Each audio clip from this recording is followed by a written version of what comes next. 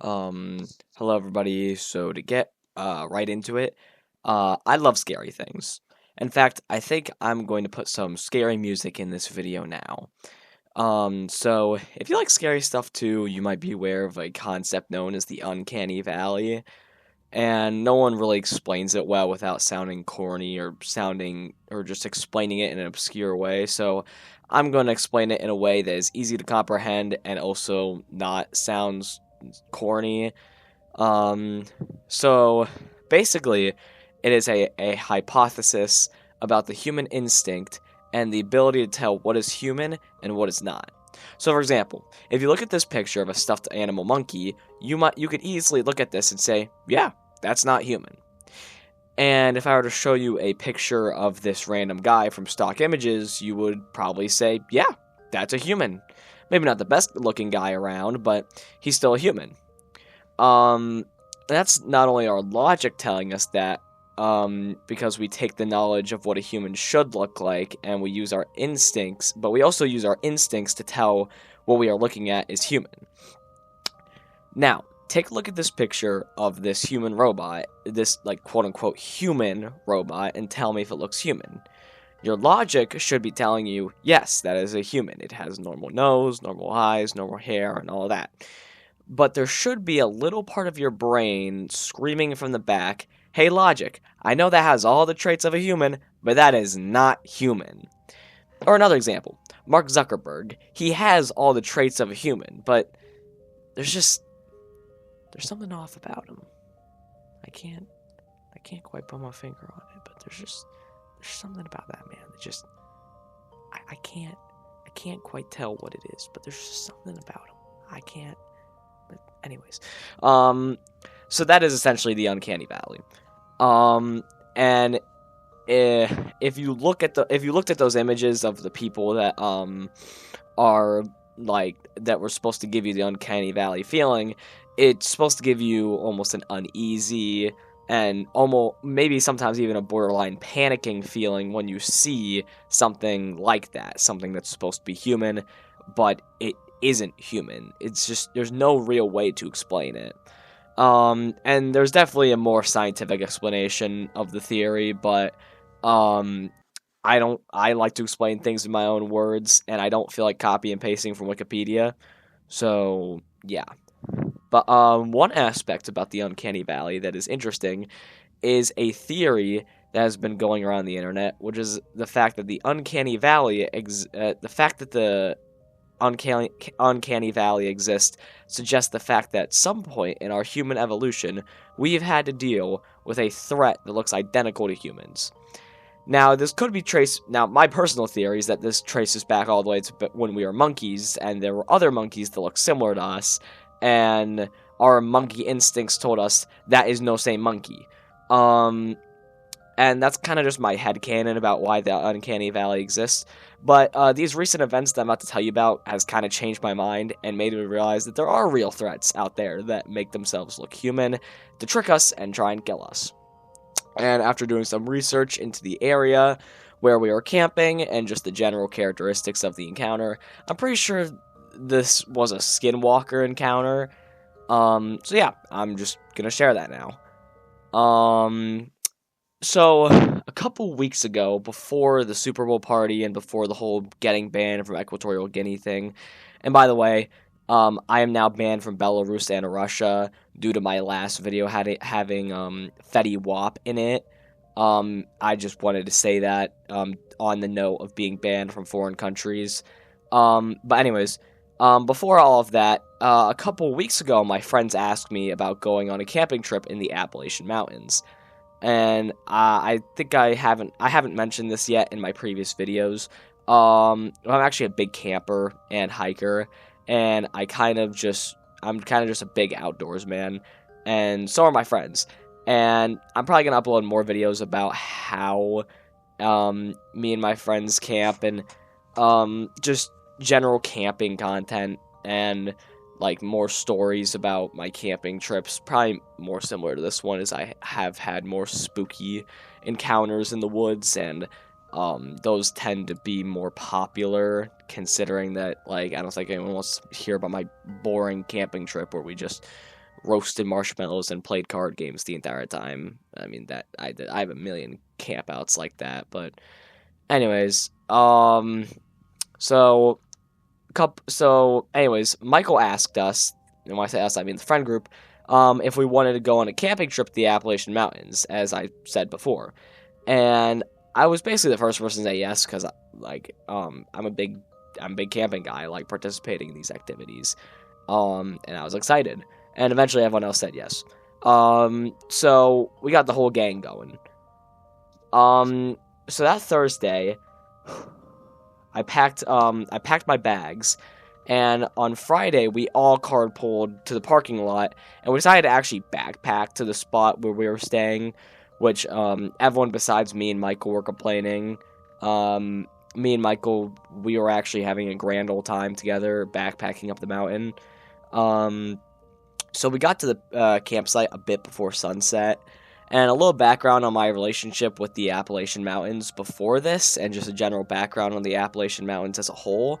The Appalachian is kind of known for having a reputation, at least on the internet, I'm not sure about, like, in real life, of being full of spooky stuff, like skinwalkers, wendigos, and other of that spooky, like, folklore stuff.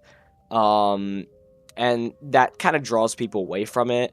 But my experience before this with the Appalachian Mountain was just a few hikes here and there, but I never did anything after dark. And that's kind of a key point, because typically most of those Skinwalker and Wendigo stories that you hear about are kind of more, they tend to happen after dark. So, yeah. But the reason why I wasn't, and this was the first time I was doing something in the Appalachian Mountains after dark, but the reason why I wasn't scared is because I kind of have this, like, not good mindset of, oh, it hasn't happened to me yet, so it'll probably never happen to me. I especially have that mindset when it comes to stuff that I hear over the internet, sort of like what happened with the whole killer clown thing in 2016. I had the mindset of, oh, it hasn't happened to me, so therefore it will never happen to me. And I was right then, but in this scenario, I actually was wrong, and you'll understand why in a little bit. So we set up a camp, and we started a little fire. We had the tent set up, all that stuff. I was tenting with Eric, Michael was tenting with David, and Tommy was tenting with Gary. So we were all having a good time around the campfire. We brought some food, we cooked it, we had some s'mores, and the general, just, like, generic camping stuff that you do. Maybe from some card games, telling some stories, just generally catching up, since, like, we haven't actually had, like, it had been a while since we had, like, kind of a get-together like that. So yeah. But at some point, towards later in the night, we started sharing scary stories. And, I was serving up the best stories. I mean, just take a look at all my videos, and I'm the best storyteller. I mean, like, I don't know if anyone else can compare to me. Or at least in the friend group, I don't know. There's definitely better storytellers on YouTube, but because I'm not gonna pat myself on the back too hard there. I'm not gonna say I'm the best story time person on YouTube, but anyways. But then at some time, I think it was around 1 a.m., Tommy had told us that he brought an Aztec death whistle, and he was thinking we could try it. So before this, I actually had no idea what an Aztec death whistle did, or what it even sounded like, and I certainly did not expect it to be as loud as it was. So, of course, since I'm pretty sure the rest of us had no idea what an Aztec death whistle was, we all pressured him to blow it. And the only person that was against us was Gary, but no one really cared about him. So we kind of just ignored him. And Tommy blew it, and if you don't know what an Aztec death whistle is, it's just a regular whistle, except for it makes this terrifying screeching sound that, is really indescribable, and it's so loud, and it's terrifying, especially when you don't expect what to hear. So yeah, Tommy blew it, and it kind of sent a big chill down everyone's spine after he blew it, and after that, everything felt off. none of us felt the same after he blew it. Everyone was, I don't know about everyone else, but I was certainly on edge after that. I had this sinking feeling like as though after that we were being watched. I felt like there were eyes all around us, and I had this terrible sinking feeling that something terrible was about to happen. So let's just say after that, nobody was really in the mood to stay up. So we all got ready for bed, and we were all most of us were in bed by 1:30. I'm pretty sure Gary was still sitting by the fire. Yeah. And so then I fall asleep for a little bit, and I wake up in the middle of the night, and I need to pee. I noticed that Eric was also awake, so we kind of talked for a little bit, and we found out we both needed to pee. So we both decided to go outside of the tent, and we went on the same path, but we kind of split off a little from like each other when it actually came to the peeing part. So we were close enough to where we could hear each other's screams, if you know what I mean.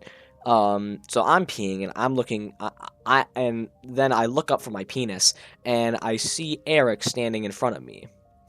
And by the way, I had a headlamp on, so I that's how I saw him. But there was just something off about him, and I was getting the same feeling that I get when I look at those Uncanny Valley photos, that uneasy feeling. And what confused me even more was the fact that I could still hear Eric's pee stream, yet I was staring at him.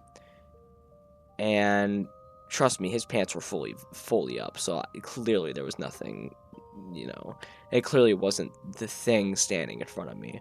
So I yell at him, "Yo, dude, why are you staring at my penis?" So he just keeps on staring at me, and I yelled at him again. And then he kind of does something strange. He walks backwards back into the woods. So I keep peeing, and then I finish up, and I hear Eric's pee stream stop. And then all of a sudden, I see Eric running past me, with his pants still unzipped, by the way. And he was screaming, "Run!" Like, he was screaming, "Run!" Like, I didn't do a good job, because I don't actually want to scream, because I don't want to, like, wake up everybody in my house. But he was screaming at us Why I say us? It was just me. He was screaming at me to run. And then, not too soon after, I hear this terrifying screech that was not an animal or a human or anything I've ever heard before. And it wasn't the Aztec death whistle either, so don't worry, it wasn't Gary. So what do you think I did? Well, I booked it faster than the gingerbread man, so I was flying through the woods with Eric right beside me. And honestly, I wasn't sure what was going to happen to the other guys, but in that moment, I was all flight, no fight, so I just kept the adrenaline pumping through my veins, and I was not thinking straight, so I didn't even think about warning the others. I just needed to book it to the car. It was a long path, and I swear to God I heard something running behind us. It was fast. It was certainly not something slow. It was probably like I don't know. It was it was terrifying. But whatever was behind us, it couldn't catch up to us, which I'm kind of surprised about, considering doing my research on Skinwalkers. Apparently they are faster than humans, especially if they want a snack that badly. So we kept on running, and eventually me and Eric made it to the car, and we floored it. We didn't even care where we were going. We didn't even think about where we were going. We were just floored it out of there, and eventually we landed on a whole motel, and we were so tired and out of it, we decided to just go to bed. We woke up the next day, and we drove back to the campsite, mainly to check up on the others, but also to get our stuff. And when we got there, everyone else that was still there was screaming for Gary, because apparently last night, after that encounter, before that encounter, Gary also left the tent, and he never came back. And he has been missing for a couple of weeks. We called the police, and we haven't they don't have anything.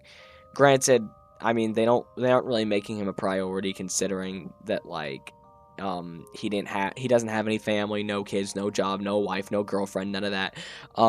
So there probably won't be an update on him ever again unless they find a body. Yeah, that's it. We all went home. We don't really speak about it anymore. I think the only time me and my friends are going to talk about it is if we we ever get an update on Gary. So yeah, that's the first ever scary video I've ever uploaded. I hope you enjoyed it.